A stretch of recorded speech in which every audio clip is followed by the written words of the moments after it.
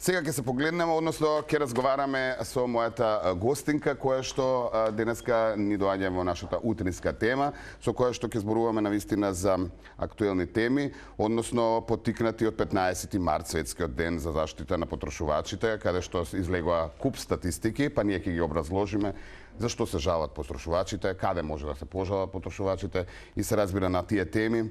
Ќе зборуваме со Мартина Грчаровска, иначе правен советник, така? Да. Добро, од Организација на потрошувачи на Македонија, па добро ми дојде. Добро утро, добро ве најдов, добро утро и на вашите гледачи. Верувам, опуштена си, така, нема трема. Можеме да зборуваме на овие теми, дел од темите кои што јас ги споменав и верувам ќе биде интересен и разговорот на нашите гледачи, затоа што ќе ги начнеме и темиве со ДДВ-то, нечестните потрошувачи, со и сметките, ќе начнеме и теми за високите сметки за струја, за онлайн ќе се задржиме продажбата и на што треба да внимаваат граѓаните, така што би почнале некако со ред. Да. Верувам дека интересот за организацијата многу е голем изминатиот период, односно по 15 март, кога излеговте и со официјални соопштенија, резултати, еве, например, за една година организацијата делувала за 2600 поплаки кои што биле направени од страна на граѓаните, така што има и тука статистики за што највеќе се жалат, но би почнале со ред. Да, па најпрво кој што кажавте, ќе почнам со 15 март. Изминатата недела го одбележавме 15 март, светскиот ден на правата на потрошувачите. Тоа се обележува секаде во Европа. Да. Заедно имавме и поддршките така од потрошувачките организации, од светските потрошувачки организации. Нивната овогодинешна тема беше фер дигитални финанси, имаше одбележување, ние како организација и членки нивни ги поддржувавме на социјалните мрежи. Има настани кои што можеа да се проследат. Исто така и ние одржавме настан во склоп на 15 март, светскиот ден на правата на потрошувачите, каде што имавме и презентациите на новите идни проекти кои што ги спроведува организацијата, а кои што се во корист на потрошувачот и секако кои се насочени еве повеќе кон енергетската ефикасност, што е актуелна тема и тука кај нас и во Европа. Многу актуелни теми има за дискутирање. Впрочем, доволно ли знаат граѓаните за организацијата за потрошувачи? За вас? Да, еве согласно поплаките кои што кажавте, изминатата година имавме над 2600 поплаки, а сега може да се утврди. Тоа статистички е поголема бројка, помала бројка? Па може да се каже дека од ланскиот период е малку поголема, да, на годишно ниво е малку поголема. Знаат потрошувачите, но сепак може и не толку доволно, но ние се обидуваме и преку промоција на социјалните медиуми, преку вака медиуми или медиумски излагања, да се обидеме да допреме до нив, да знаат дека постои организација каде што може да се обратат, која што колку што може се обидува да ги заштити нивните потрошувачки права. Да, и не само тоа, и да знаат за што се може да се жалат, затоа што можеби несвесно тие доживуваат некаква штета. Да, бидејќи сите ние сме потрошувачи без оглед, значи дали користиме некоја услуга, дали купуваме продукт, дали основен продукт за домаќинство, бела техника, ние сме во секој сегмент потрошувач и сите имаме потрошувачки права. Законот за потрошувачи е обемен, опфаќа повеќе потрошувачки права, ние како потрошувачи не ги знаеме доволно, мислиме, во ред немаме право во тој дел, но секако во секој сегмент имаме права и затоа сме ние тука да се обратат слободно.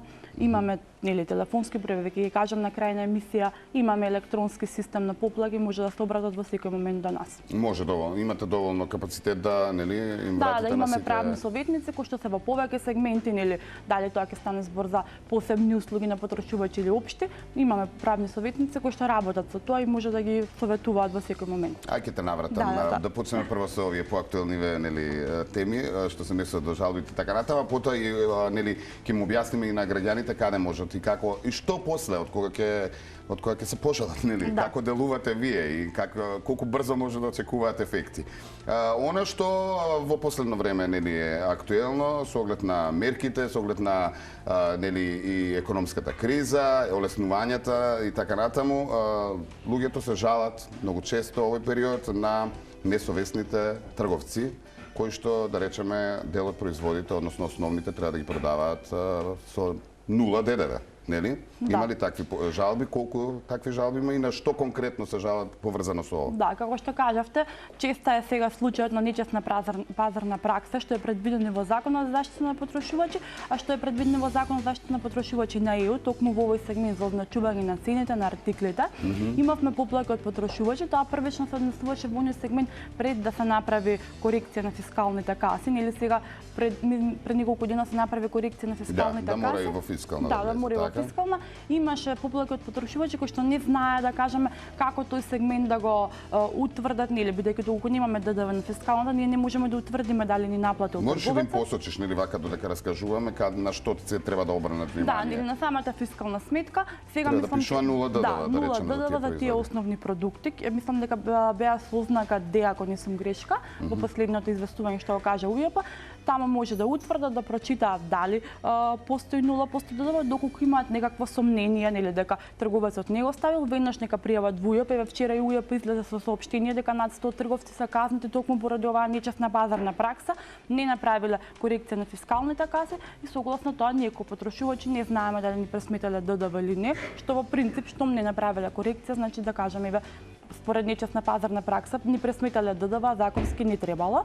Значи имаме поплаки од потрошувачи, сега малку е проблем во делот на маржите, бидејќи кај маржите нели ние како потрошувачи не можеме да ги утврдиме, маржите ги прави производителот, а сега тука настапува државниот пазарен инспекторат како инспекцијски орган, кој што врши контрола и утврдува дали они ги почитуваат маржите, бидејќи нели имавме намалување на маржите на 3-4% на основните продукти. Сега, исто како што кажав, потрошувачите се жалеа, особено во тој период.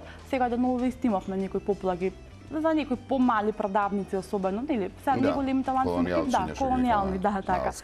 Продавнички, каде што не направиле промена на фискалните каси, ги упатуваме веднаш да пријават во државниот пазарен инспекторат и во УЈП, нели УЈП ќе се занимава со овој дел на ДДВ. А па на тие мали колонијалчиња заработката им е тие основни продукти, ситната заработка, нели генерално оние големи шопингувања ги правиме во големите маркети некако во ново време. Да, законот е за сите, законот е за сите, да. Е сега колку ќе издржат тие малите, тоа ќе остане. Ќе видиме, да, сега нели светска економска криза е насекаде во светот, сега колку тука се носат мерки, во последниве мерки ние ги поздравуваме бидејќи беа нели во позитивен аспект за потрошувачите. Добро, се што е во позитивно, да, треба да се поздрави. А можевте ли да реагирате на жалби, да речеме, на производи кои што не ги изложиле? Зборувам, нели, зејтин, брашно и така натаму. Дали во такви случаи може да се жалат? Да, имаше поплаки, ќе го кажам, тоа е токму на нечесна пазарна пракса, кога трговците се прават залихи, а не го ставаат тоа на чекаат некој поскапување. Да, особено сега за овие основни продукти се пак сензитивен дел, бидејќи основните продукти се тие што и во законот сега, мислам, последните измени, нели, со одлука зашто имаат ли законска обврска да ги имаат тие производи? Законска обврска, нели, како што се добавува да се следи, да, основни треба да ги имаат, нели сега доколку не знам продавницата работи со загуба или нема интерес, во тој случај нели законски нема, но како што се ги врши набавките, мора да ги има и секако да ги има на раф, да не ги кријат позади во магазини и на потрошувачот да му кажат дека нема. Значи се истражува во тој случај дали во магазинот има, а не ги изложува, а не дали воопшто има во маркет. Изложува, да кажеме, мала количина, другите ги ставаат позади во магазин, во тој случај државниот инспекторат настапува и врши контрола да види нели дали се чуваат залихи, а не им се дава на потрошувачите, бидејќи сепак тие се основни продукти кои што се предвидени со новата одлука од владата, кои што нели мора да бидат со определен ДДВ и со маржа. Да. Многу јануари, февруари посебно се жалевме сите на високите сметки. Имаше ли такви жалби и како се делуваше? Генерално поскапувањето е тоа, но на што, да речеме, можеше да се обрне внимание па да се реагира, да речеме, за нешто посебно? Да, така, значи поскапувањето на енергенсите не беше само кај нас, на светско ниво, за потрошувачите се незадоволни, дел од нив не може да го сватат тој сегмент дека не е само кај нас поскапувањето, тоа е на светско ниво. И сега имаше дел на жалби за поплаки, тоа поголем процент, особено во оние баш ноември, декември, јануари, кога беше и поладно, или кога се греа потрошувачите, тие се жалеа најчесто на повисоки сметки, односно сметаа дека немаат потрошено толку киловати, колку што им е напишано во нивната фактура. Ние ги упатувавме или сами да извршат отчитување на саатот, со отчитување на саатот да го наведат, и сега тоа може да го направите. Да, и генерално беше и тоа проблем со повеќето и општо вака во дискусија со нели комши и соседи. дека и советите и од нив беа, прочитате си го саатот, нели, за струја, јавете им таму за да не стигне високата сметка. Верувам дека ограничени биле со луѓе за да можат навремено да ги исчитаат. Да, и согласно законот немаат обврска нели еднаш годишно се врши отчитување на саат. Па паушално си, па после ќе одбивам. И после и сега се врши некој новелирање, ние ги бодувавме така да читат, нели да не го оставаат тоа дека дојде висока сметка па платите. Значи советот од вас беше тоа, да. Да го читат. И сега ако имавме некои поекстремни случаи, не знам, во некој случај се обраќавме ние до Иваново име на потрошувачите да се утврди што е состојбата, зошто е такава сметка. А има ли некој пример кој што навистина е во служба на тој што се жали, поврзано со струјава? Мислите во позитивен аспект, па сега конкретно ние не можеме да знаеме кој е крајниот исход. Имало случаи да кажеме, потрошувачи се жалат, им стига константно 1000-2000 динари сметка, сега денес им стигнал 15-16 ние во некој случај ми излегуваме во пресрет, ќе напишеме во нивно име, нели приговор, жалба, како да се обратат, што, како е сега. Се надеваме дека имало позитивен исход, бидејќи нели во крај. А стигнуваат ли до вас тие резултати со исходи, да речеме генерално колку се делувало, некоја таква статистика, колку од сето тоа тие жалби се усвоени, поминати, нели? Па имаме конкретно некои потрошувачи што кога ни се јават или кога ни напишат да ни се заблагодарат дека им успеало дали во некој инспекцијски орган, да. И сега конкретна бројка не можам да ви кажам. Добро, што станува со законот за заштита на потрошувачи, што е во Европската унија и колку сме ние блиску или далеку со тој закон, дали нешто ќе се менува со оглед на тоа дека тежнееме, нели, кон Европа? Да, така. Нели законот за потрошувачи што беше најпоследниот донесен од 2004, постојано трпи измени се до денес со усогласување на европските директиви, нели постојано се обидуваме да се усогласи со европските директиви. Новиот закон кој што го очекуваме да се донесе, требаше да се донесе годинава, најверојатно е оваа година сега ќе биде донесен. Тоа е во склоп со европски директиви, нели усогласен, каде што ќе имаме измени во делот на гаранцијата за производи, важење на гаранција, каде што ќе има измени во колективното застапување, ни за други измени согласни со европска директива. Секако дека не треба тука да застанеме, нели во Европа постојано се носат нови закони, нови акти во делот на заштита на потрошувачи, треба во тој сегмент да се оди понатаму, нели доколку се донесе новиот закон, постојано да биде усогласуван, но можам да кажам дека на некој ниво сме до европското потрошувачко право, но секако треба да имаме и ние пак повторно надоградување, измени, бидејќи они, како што кажав, постојано носат некои нови измени во корист на потрошувачот. Да, добро е што се следи тој тренд и верувам дека ќе се усогласиме се со цел нели потрошувачите да си го добијат своето право. Сега сакам да се насочиме малку повеќе на онлайн продажбата. Некако со короната сите се префрливме, сакале или некеле, и се зголеми самата продажба онлайн. Сега, да, убаво е затоа што, нели, полеснето име на потрошувачите, односно на луѓето, на граѓаните да си набават од своите домови. Се тоа е супер кога се работи од легални продавници, нели, регистрирани продавници и така натаму. Но има проблем кога станува збор за оние диви, што ги викаме продавници, можеби не се ни продавници, само Facebook групи, човек поединец кој што продава, каде што често се случува, нели, она што сме го нарачале, да не е вистинскиот производ, да не е тоа што, нели, е представено како и опишано, нели, како производ, и верувам дека голем дел од поплаките на луѓето се токму во тој дел. Да, како што кажавте, сега со екот на пандемијата, нели, кој што почна особено, многу се зголеми онлайн продажбата, но секако и дигитализацијата тоа го доведе, бидејќи во последниве десетина години дигитализацијата на високо ниво, онлайн купувањето стана многу актуелно како во светот, така и кај нас. И сега проблемот кај нас се однесува на онаа нелегална онлайн продажба, која што буквално, ќе кажам, демна е, дали на социјалните мрежи, дали на веб страници, на секаде буквално. Сега во овој сегмент е голем проблем што нели онлайн продавачите не продаваат, да кажеме, само облека, обувки, продаваат бела техника, мебел, продаваат производи за исхрана и додатоци за исхрана, што е голем проблем, нели ризично е по здравјето, да кажеме. сме имале поплаки од потрошувачи кои што купиле онлайн некакви гелови со алоe вера или слично, за кои понатаму се утврдило, нели имавме и таков случај пријавено, се утврдило дека состојат некакви имаат во составот некакви супстанции кои што штетни по здравието. И голем проблем бидејќи ние како потрошувачи наместо нели да купиме од овластени, да кажеме аптеки или други продавници со декларација, купуваме онлайн производ што ќе го конзумираме, а не знаеме што има во него. Што викаат потрошувачите кога ќе ви се јават со таква жалба, еве конкретно за некој производ кој што нели не дај Боже им предизвикал последици по здравието, еве да речеме.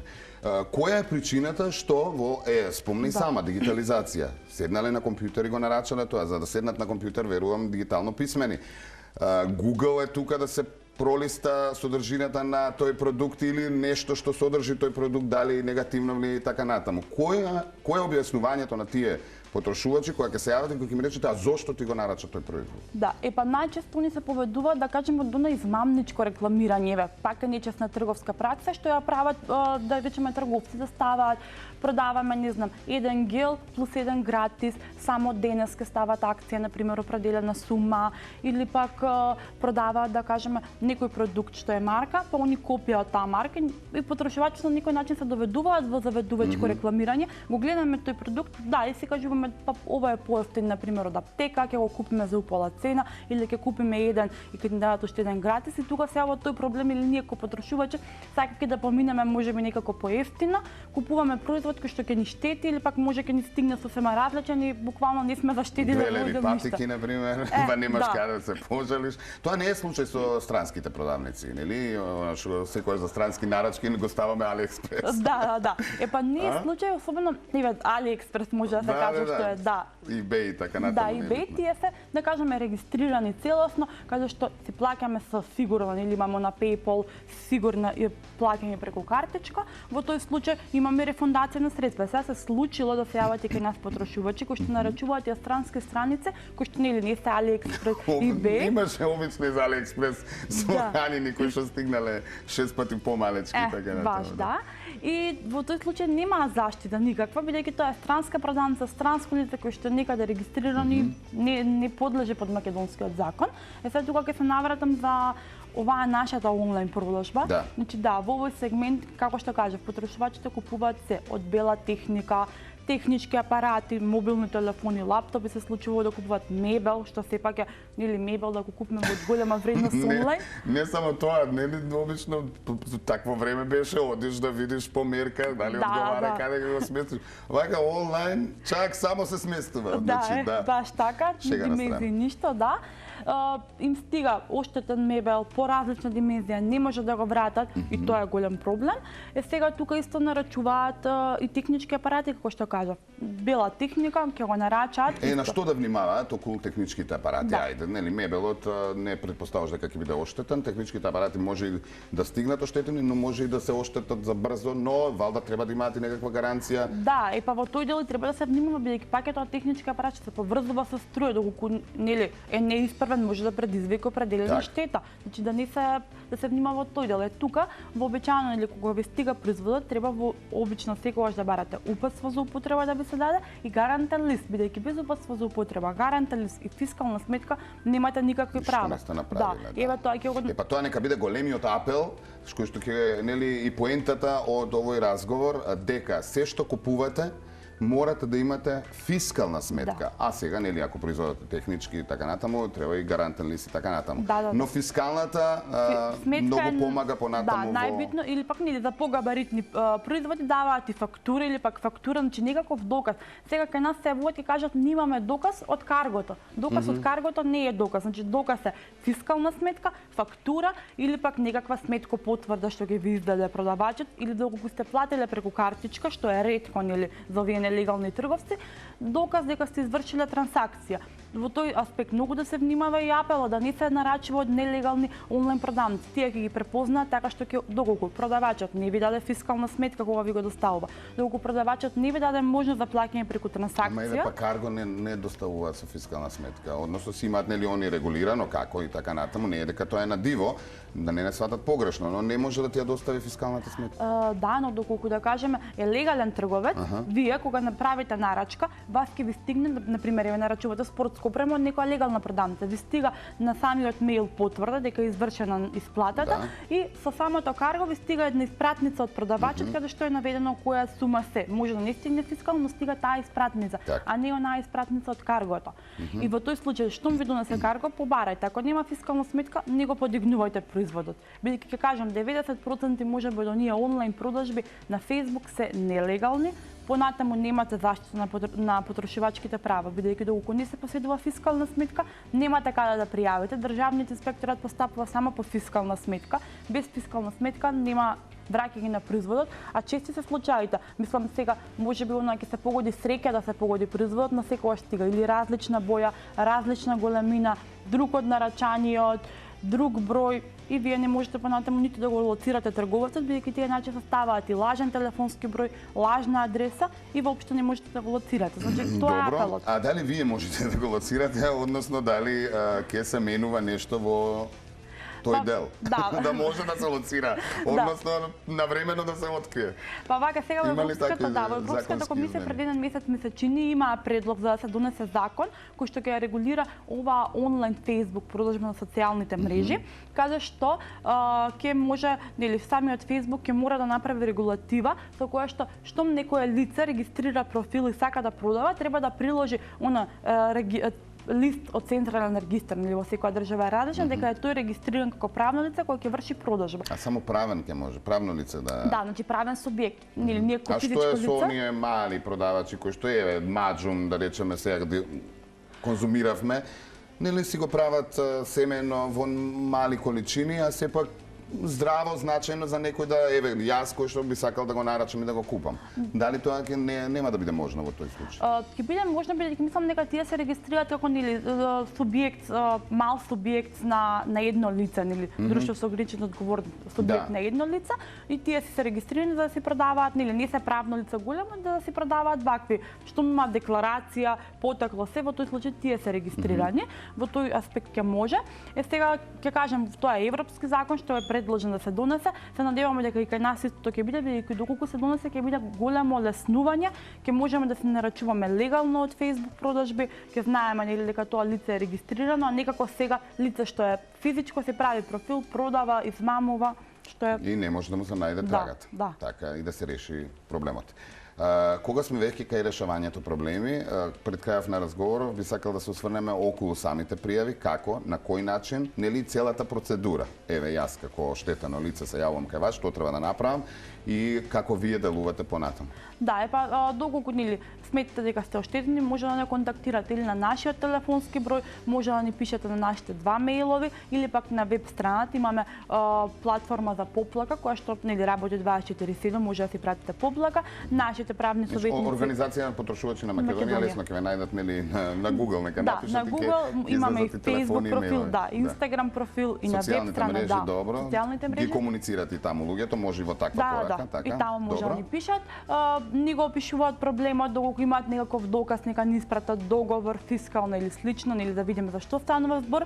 Како што кажав, ние ако утврдиме дека некој поголем проблем, можеме и ние од име на потрошувачот да се обратиме до трговецот, до јавното претпријатие, а во определен случај, или бидејќи ние сме сепак невладино тело, немаме ингеренции за вршиме инспекцијски надзор, ги испраќаме до соодветниот инспекцијски надзор, дали тоа е државен инспекторат, АХВ, државен санитарен инспекторат, за да се обратат и во определен случај на некои категории граѓани поранливи што нели не можат самите, ќе им го напишеме ако треба поднесокот да се обратат до каде што е потребно.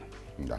Процедурата е лесна за сите оние кои што, а верувам дека и веднаш ќе добијат од ваша страна одговор дали има основа понатаму да се жали или дали народски кажано ги зезнале и производот може ако му служи да му служи, ако не да го фрли.